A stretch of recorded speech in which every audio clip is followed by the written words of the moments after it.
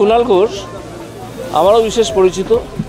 মানুষটিকে যত খারাপ বলে প্রচার করা হয় তত খারাপ নন, যদিও তৃণমূলে আছেন। আমাকে বিশেষভাবে আক্রমণ করেন, কিন্তু আমার বন্ধু মানুষ। তো এইভাবে অগণতান্ত্রিকভাবে একজনকে সরিয়ে দেয়া, একজন একটা মঞ্চে উঠেছেন বলে একজনের সঙ্গে, এবং এই রক্তদান অনুষ্ঠান এটা আমার বাড়ির খুব কাছে, আমি তো শিয়ালদায় থাকি, আর এটা হচ্ছিল বেচুচেরের ডিস্ট্রিক্টে, আমি জানি। তো সেখানে একজন গেছে বলে একটা সম্পূর্ণ অরাজনৈতিক একটা অনুষ্ঠান, সেখানে কুণাল ঘোষ আর তাপস রায়কে একসঙ্গে দেখা গেছে বলে তাকে সরিয়ে দেওয়া হলো।